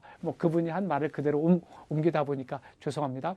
그런데 여기서 그때 소니 픽처스는 해리슨 포드와 라이언 고슬링 그리고 이제 이들이 출연하는 영화 해외 배급을 맡았었는데, 이때 사람들이 글로벌 수용자들이 극장을 가지 않고 OTT 서비스를 통해서 영상 콘텐츠를 소비하니까 빌어먹을 넷플릭스, 영화는 영화관에서 보는 거야. 이렇게 외쳤다는 거죠. 지금 그래서 할리우드의 위기입니다. 할리우드 콘텐츠 사업자들은 지금 넷플릭스를 원망하고 있습니다. 그런데 코로나19가 닥치면서 변화가 감지되고 있어요. 이제는 할리우드도 아는 거죠. 그렇다면 수용자들이 멀티플렉스에서 영상 콘텐츠를 소비할 수 없다면 개봉을 극장이 아니라 어디서 하자? 넷플릭스를 통해서 전 세계에 동시에 개봉을 하자. 이렇게 많은 영화들이 진행되고 있습니다. 그렇다면 넷플릭스의 혁명, 레볼루션입니다. 한국에서 넷플릭스가 얼마만큼 영향력을 발휘하고 있는지 그래프를 통해서 한번 살펴보도록 하겠습니다. 이게 넷플릭스고요. 우리 웨이브가 있습니다. 2019년 말까지만 해도 이 넷플릭스는 웨이브에 뒤졌습니다. 넷플릭스는 토종 OTT 플랫폼들을 따돌리고 이제는 어떻습니까? 2020년 10월, 11월 말 현재 독보적인 1위. 이것은 2020년 자료입니다. 지금 보게 되면 2020년 12월에서는 사실은 웨이브와 넷플릭스가 큰 차이가 없었어요. 그런데 코로나19 상황이 되면서 코로나19가 되면서 집콕 방콕이 유행을 하고 집콕 방콕에서 영상 콘텐츠를 소비하다 보니까 넷플릭스 글로벌 콘텐츠가 이렇게 늘어났습니다. 웨이브는 상대적으로 거의 횡보 큰 차이가 없다면 넷플릭스는 기하급수적으로 늘었어요. 그렇다면은 티빙 같은 경우도 사실은 거의 횡보 수준이고요. 왓챠도 횡보 수준이라고 말씀을 드릴 수 있습니다. 그래서 2020년 11월 말 독보적인 1위에 올랐고요. 시장 조사업사 윌슨 코리아에 따르게 되면 2020년 11월 말 넷플릭스의 월간 순 이용자 수는 711만, 작년에 11월에 711만 명 정도였었는데 올 연말이면 12월이면 어떻다고 말씀을 드렸어요? 1000만 명이라고 말씀을 드렸어요. 이렇게 넷플릭스 파워가 급증을 하고 있습니다. 그렇다면 웨이브는 315만 명, 그리고 티빙은 260만, 이거밖에를 안다는 거죠. 지금 넷플릭스의 혁명이 일어나고 있습니다. 그렇다면 넷플릭스는 어떤 회사일까요? 넷플릭스라는 회사는 있죠. 과거에 비디오 테이프를 빌려주던 그런 회사, 우리나라로 따지게 되면 한때 인기를 끌었던 으뜸과 버금 같은 회사가 있었어요. 그 으뜸과 버금 같은 회사가 지금은 전 세계 OTT 시장을 장악하고 있는 것이라고 말씀을 드릴 수가 있습니다. 창업은 1987년이고요. 업종은 무엇일까요? 과거에는 DVD 판매를 하고 우편 배달 사업으로 시작을 했는데 지금은 어떻습니까? 세계 최대 스트리밍 업체로 성장을 했습니다. 사업 부분은 뭐예요? 스트리밍, OTT 영상 부분이 94, 그리고 미국에서도 여전히 DVD 사업을 하고 있는 것 같아요. 그 DVD 사업 매출이 한 6% 정도 된다고 그러고요. 영업망은 전 세계에 190여 개 나라에서 스트리밍 서비스에 진출을 하고 있습니다. 이런 가입자 수 같은 경우는 사실은 정확한 통계가 아니고 매달 급변하고 있기 때문에 제가 2019년 3월 말 기준으로 해서 제가 요약을 해놨습니다. 요것들은 계속 한번 궁금하시면 업데이트를 하셔도 좋을 것 같습니다. 성공의 역사 두 번째입니다. 97년에 창업을 했고요. 이렇게 DVD 대여 서비스업을 했는데 2002년에 나스닥에 상장을 했고 그리고 2007년에 미국의 스트리밍 시장에 진출을 했습니다. 그러다 보니까 역사가 그렇게 오래된 회사가 아니에요. 그런데 지금 영상 콘텐츠 시장을 석권을 했습니다. 그리고 2013년에 이때 넷플릭스 파워가 발휘되기 시작합니다. 첫 오리지널 작품 하우스 오브 카드라는 드라마를 미니 시리즈를 공급을 하는데요. 이 하우스 오브 카드가 사실은 어떻게 보면 전 세계의 드라마 시장에 충격파를 던진 작품이라고 말씀을 드릴 수 있어요. 우리 학우님들 혹시 주말에 외부 일정이 없으실 때 집에서 영상 콘텐츠 자기가 보고 싶었던 미니 시리즈 드라마를 한꺼번에 보시는 경우가 있죠. 그런데 어떻게 해요? 다 끝난 드라마라면 1편서부터 15편까지를 한 번에 몰아보기를 할 수 있지만 다 끝나지 않은 것들은 되게 궁금하지 않습니까? 그래서 수용자들의 그 궁금증을 해소하고 수용자들에게 편의를 제공하기 위해서, 그래서 어떻습니까? 과거에 공급자 중심이었던 영상 콘텐츠 유통을 수용자 중심으로 바꿨어요. 첫 번째 바꾼 작품이 무엇입니까? 2013년에 오리지널 첫 작품 하우스 오브 카드예요. 이것이 바로 무엇입니까? 1회씩 첫 회부터 마지막 회까지 한 번에 공개를 한 거예요.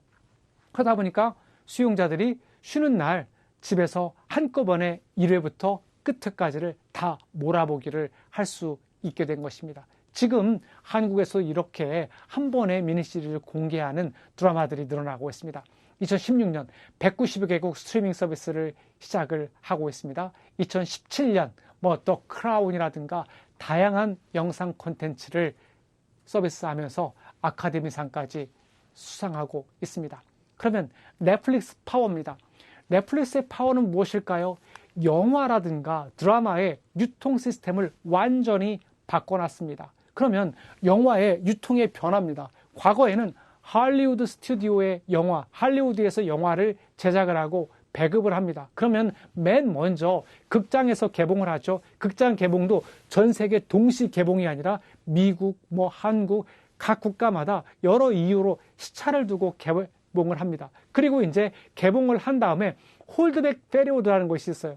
약간 붙잡고 있는 기간이지요. 그래서 개봉 한 90일 정도가 지나면 그때 VOD라든가 비디오라든가 DVD로 공개를 하고, 또 그리고 추석 특선 영화, 설날 특선 영화, 그런 연휴에 특선 영화로 이렇게 나옵니다. 그래서 개봉관에서 공개를 하고 90일 정도, 한 3개월 정도 지나야 DVD라든가 VOD 그리고 비디오 테이프로 공개를 했었어요. 시간차를 뒀던 거죠. 넷플릭스가 그 혁명을 일으켰습니다. 이제는 극장에서 공개를 하는 것이 아니라 직접 전 세계에 동시 영화를 직접 제작을 하고 배급을 합니다. 오프라인 영화관 멀티플렉스에서도 개봉을 하지만 인터넷 넷플릭스 스트리밍 서비스를 통해서 전 세계에 동시 개봉을 합니다.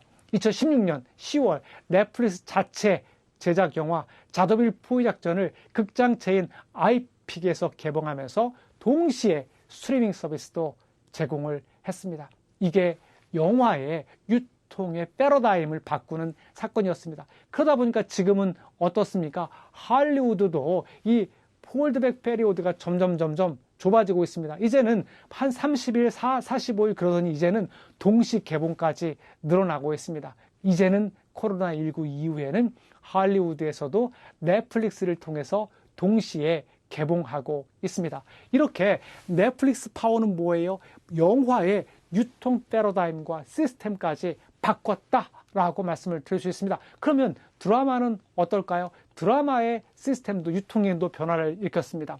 과거에는 지상파 케이블 방송에서 만들면은 지역 SO, 케이블 방송이라든가 IP 텔레비전 하려게 되면 SO 등을 통해서 서비스를 했습니다. 그러면은 유료 채널을 했다면 이제는 어떻습니까? 드라마, 쇼 등을 직접 제작을 하게 됩니다. 그래서 넷플릭스를 통해서 전 세계에 동시에 공급을 합니다. 그래서 이제는 드라마의 유통 시스템까지 바꿔놓고 있고, 이것도 코로나19 이후에 공급자 중심에서 수용자 중심으로 직접 변화하고 있다라고 말씀을 드릴 수가 있습니다.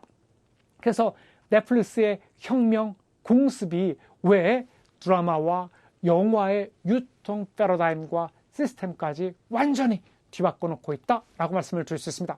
그렇다면 넷플릭스 영상 콘텐츠 소비의 게임의 룰을 바꿔놓고 있습니다. 공포의 혁신자라고 말씀을 드릴 수 있습니다. 넷플릭스 파워입니다. 글로벌 넘버원 영화, TV 스트리밍 서비스 기업입니다.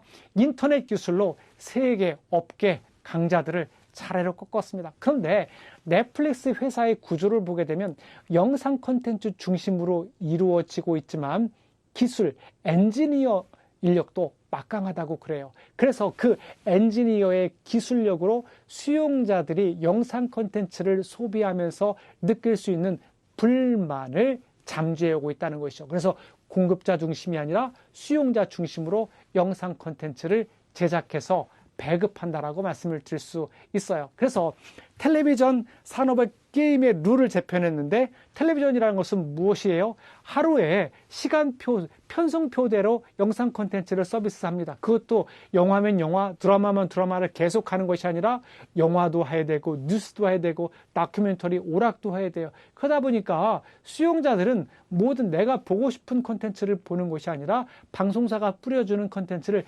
일방적으로 수동적으로 소비할 수밖에 없었어요. 이제는 어떻습니까? 넷플릭스를 통해서 내가 보고 싶은 콘텐츠 내 주도적으로 능동적으로 소비할 수 있다는 거죠.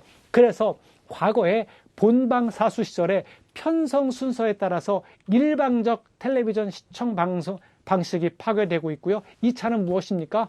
영화 산업의 메카인 할리우드까지 영화 위협을 하고 있습니다. 넷플릭스는 극장에서 한 번에 개봉하는 것이 아니라 전 세계를 통해서 동시 개봉을 하고 있습니다. 그래서 넷플릭스는 할리우드 시스템의 가장 대표적인 홀드백 페리오드의 기간을 단축시키고 심지어는 홀드백 페리오드를 무력화시키고 있습니다. 극장과 텔레비전 그리고 넷플릭스를 통해서 동시에 개봉하고 있습니다. 그러면은 영화 자체를 제작하기도 하죠. 외부로부터 판권을 사들인 오리지널 영화를 만들기도 합니다. 그래서 여기에 이 넷플릭스의 창업자가 헤이스팅스는 이렇게 이야기를 하고 있습니다. 온라인 동시 공개를 고집하는 이유가 무엇입니까? 라고 물었더니 이렇게 답변을 했네요. 제가 한번 읽도록 하겠습니다. 고작 몇백 명 있죠. 멀티플렉스를 기준으로 했을 때 한 영화관에 몇백 명밖에 들어가지 못합니다.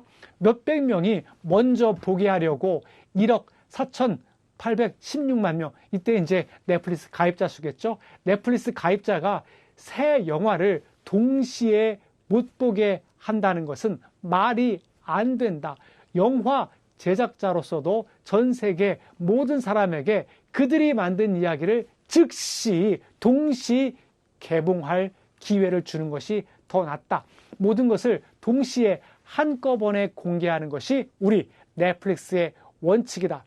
영화관에서 파는 팝콘 맛이 좋아진 것 말고 지난 50년간 영화 산업에 무슨 변화가 있었나? 할리우드의 일격을 가하고 있습니다. 과거에 영상 콘텐츠의 품질을 높이기보다는 팝콘을 어떻게 하면 더 맛있을까? 그래서 영화관의 부대 수익을 높일까? 이것만 고민하던 할리우드 극장 시스템의 일격을 가한 것이라고 말씀을 드릴 수 있습니다.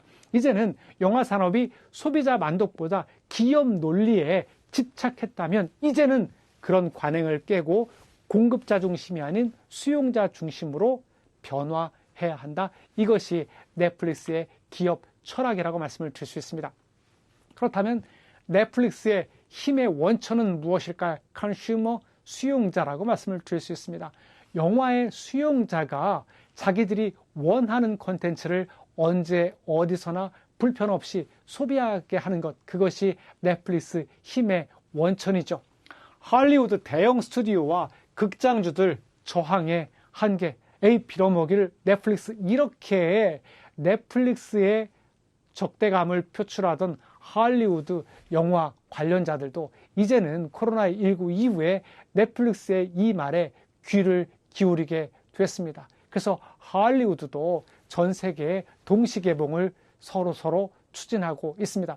할리우드와 넷플릭스의 싸움 이전에도 비디오 대여 업계나 케이블 TV 업체가 넷플릭스를 막기 위해서 온갖 수단과 방법을 동원해서 막으려고 했지만 실패했다고 그럽니다. 왜일까요? 소비자 불편을 혁신을 통해서 없앤다. 넷플릭스가 20년 만에 업계 초강자로 올라설 수 있는 비결이라고 말씀을 드릴 수가 있습니다. 넷플릭스는 어떻습니까? 변신의 귀재예요.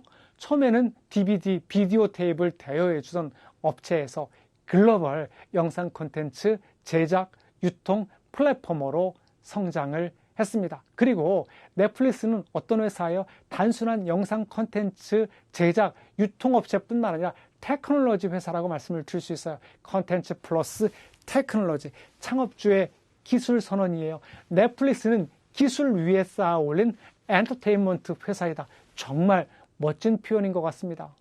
영화관이라든가 그런 데 영화사 같은 경우에는 어떻게 엔지니어들을 약간 협업의 차원에서 생각하고 있지만 이런 넷플릭스 같은 경우는 엔지니어를 가장 중심에 두고 있다. 그래야만이 아무리 잘 만든 영상 콘텐츠가 있더라도 그런 유통 시스템이 불완전하게 되면 서비스할 수 없기 때문에 어떻습니까? 엔지니어를 우대한다라고 말씀을 드릴 수 있죠. 그리고 시청자 불만을 첨단 기술로 제거하고 있습니다. 아낌없이 컨텐츠 투자를 하고 있고요. 투자 선순환 효과를 거두고 있습니다. 투자를 통해서 더 많은 가입자가 더 풍부한 컨텐츠를 즐길 수 있게 만듭니다. 그러면은 어때요? 더 많은 창작자가 넷플릭스 지원을 받아 더 좋은 작품을 만들고 수용자의 만족도는 점점 높아져서 그거 너 넷플릭스 요즘에 안 봤어? 넷플릭스 드라마 안 봤어? 넷플릭스에서 요즘에 오징어 게임 재밌대. 요즘 지옥 재밌대. 그거 아직도 안 봤어? 이렇게 입소문을 낸다는 거죠. 그렇게 되면 선순환 투자 우리 오징어 게임에 200억 넘는 돈을 투자를 했지만 어떻습니까? 수익은 1조 이상을 거둔 것이 이러한 선순환, 투자 선순환 효과의 대표적인 사례라고 말씀을 드릴 수 있습니다. 그래서 소비자와 창작자를 중시하는 공급자가 결국에는 살아남는다는 성공 사례를 만들어가고 있습니다. 헤스팅스 회장이 협업을 선언했어요. 세계 최고의 창작자, 제작자, 배우들과 함께 고객이 보고 싶어하는 이야기를 만들어 가겠다고 천명을 했습니다. 그런데 넷플릭스를 통해서 우리 스포츠 뉴스 콘텐츠 소비하셨나요? 아닙니다. 아직까지는 선택과 집중을 하고 있는데 넷플릭스의 투자 전략은 무엇입니까? 영화, 텔레비전, 드라마, 미니 시리즈 중심으로 지금 영상 콘텐츠만을 만들고 있고요. 뉴스나 스포츠, 뮤직비디오, 게임 등은 아직은 제외하고 있는 것으로 알고 있습니다. 오리지널 컨텐츠 파워입니다. 원천 컨텐츠의 가장 큰 이점은 무엇일까요? 오리지널 컨텐츠의 가장 큰 이점은 무엇일까요? 저작권을 가지고 있는 것이에요. 저작권. 그러면 내 마음대로 할 수 있다는 거예요. 전 세계에서 동시에 개봉을 해요. 영화는 국가별로 계약 조건이 달라서 동시 개봉이 제약이 됐어요. 어벤져스 시리즈도 그렇죠.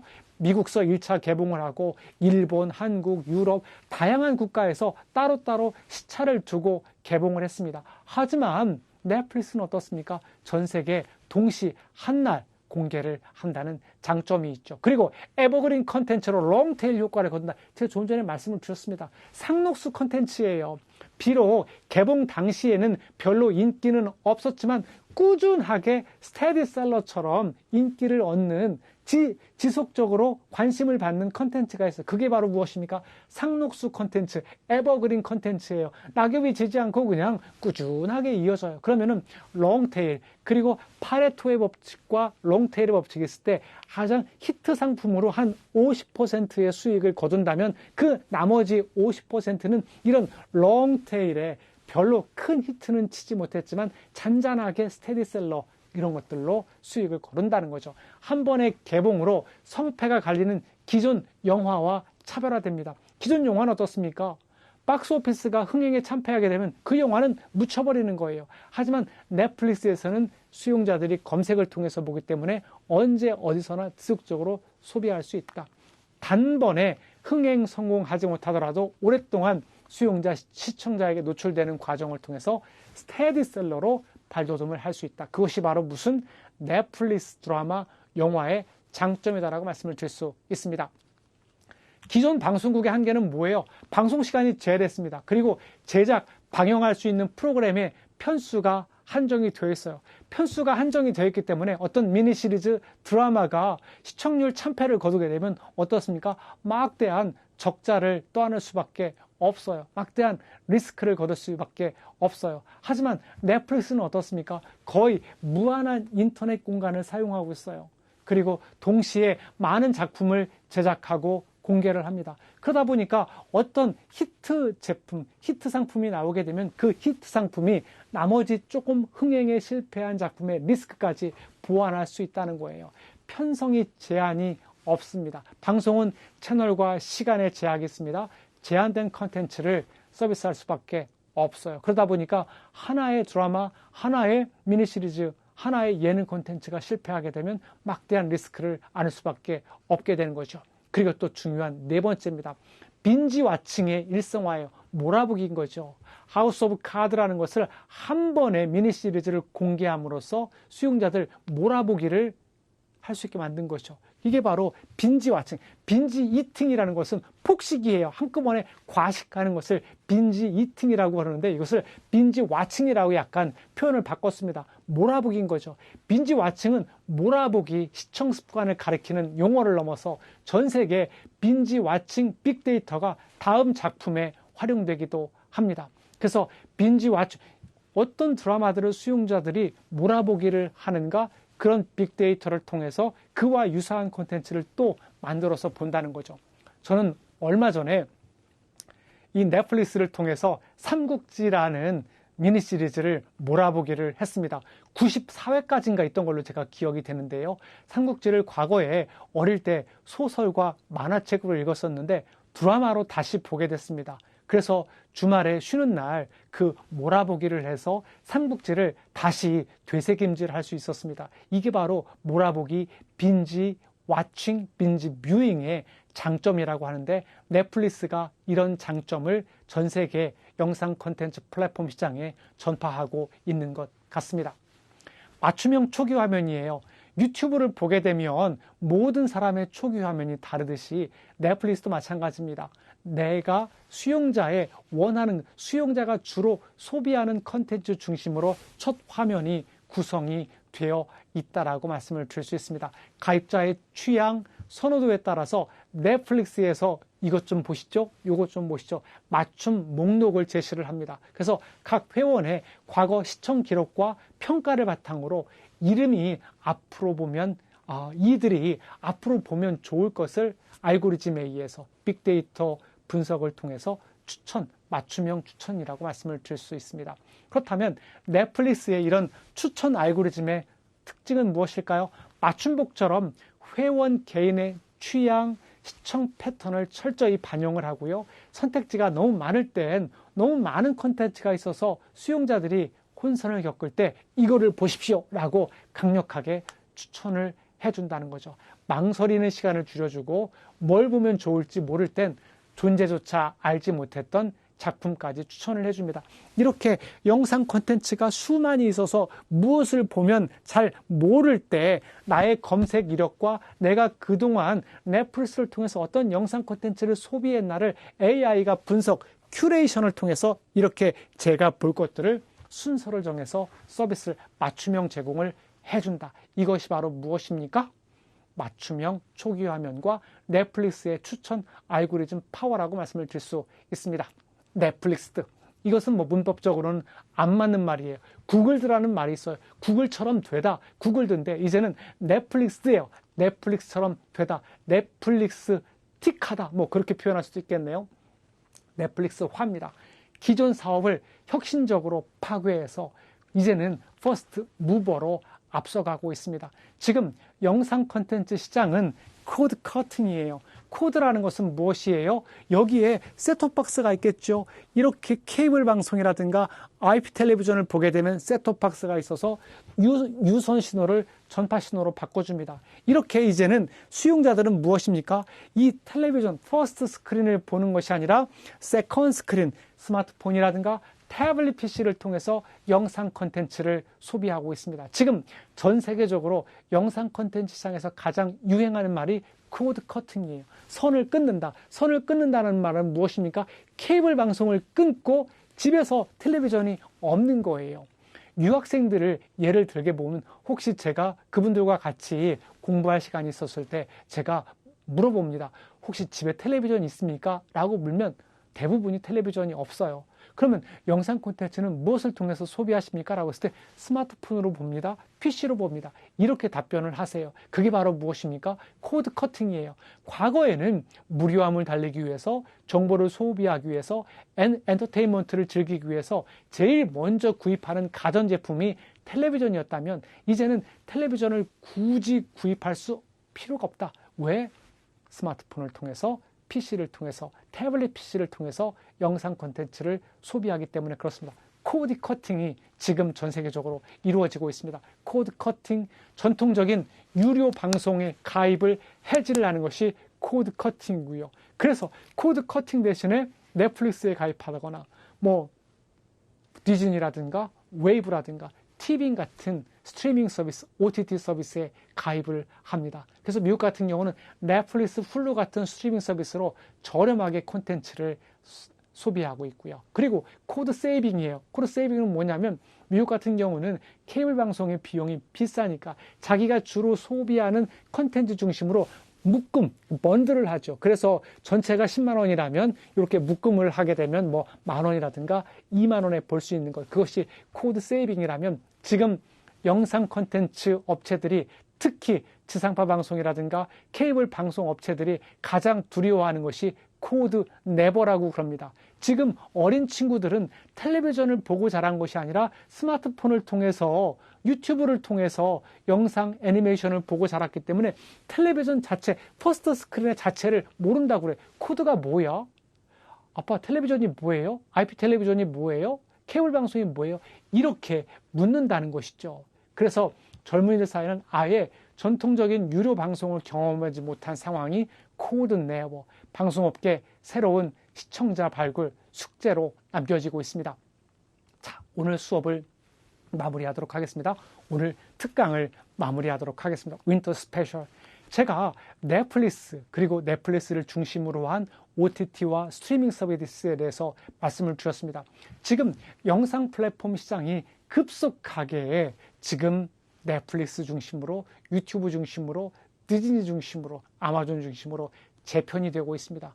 우리 학원님들께서는 퍼스트 무버입니까? 아니면 베스트 세컨드입니까? 퍼스트 무버는 이미 앞서가던 회사들이 퍼스트 무버지만 베스트 세컨드는 무엇입니까? 비록 출발은 늦었지만 퍼스트 무버를 따라잡는 사람, 회사를 베스트 세컨드라고 그러죠. 삼성 같은 회사가 대표적인 베스트 세컨드죠. 애플 아이폰을 맨 먼저 만든 회사가 애플이지 않습니까? 애플을 따라잡아서 전 세계 스마트폰 시장 유통 1위를 기록하고 있는 베스트 세컨드라고 말씀을 드릴 수가 있습니다. 지금 전 세계 글로벌 동영상 시장은 과감하게 혁신을 통한 넷플릭스 중심으로 재편이 되고 있습니다. 지금 우리는 넷플릭스에서 제공하는 영상 콘텐츠를 단순히 소비만 할 것이 아니라 이 플랫폼 시장을 우리 학우님들 연구를 하셔서 내가 이 플랫폼 시장에서 할 수 있는 일은 무엇인가? 나는 어떻게 이 시장에 편승을 할 수 있을 것인가? 거기서 수익 모델을 만들어낼 수 있을 것인가? 그리고 엔터테인먼트 콘텐츠뿐만 아니라 문화예술 콘텐츠를 어떻게 글로벌 플랫폼을 통해서 제작을 하고 유통할 수 있을 것인가? 고민하셨으면 좋겠습니다. 지금 이 순간 2021년 12월 지금 이 순간 넷플릭스가 최강자라고 그러지만 내년 이때쯤이면 또 어떤 업체가 넷플릭스를 딛고 일어서서 최강자로 발돋움할지 아무도 모릅니다. 우리 학우님들께서도 계속 전 세계 미디어 플랫폼 시장, 특히 동영상 시장을 예의주시하셔서 거기에 단순한 수용자가 아니라 창의적인 수용자 그리고 발전적인 비판적인 수용자가 되셨으면 좋겠습니다. OTT 세상 진짜 최우승자는 누구일까요? 오징어 게임의 최우승자는 어찌 보면 넷플릭스였지만 OTT 세상 전체의 최우승자는 아직 가려지지 않았다. 이렇게 말씀을 드릴 수 있습니다. 오늘 유익하셨는지 모르겠습니다. 지금 넷플릭스를 통해서 동영상 세상에 대해서 잠깐 말씀드렸습니다. 제 채널은 항상 열려 있습니다. 우리 학우님들과 실시간으로 소통하고 싶습니다. 언제든지 연락 주시면 제가 알고 있는 것들 우리 학우님들과 공유하고 소통하고 싶습니다. 멋진 겨울 되십시오. 우리 학우님들의 승리를 기원합니다. 고맙습니다.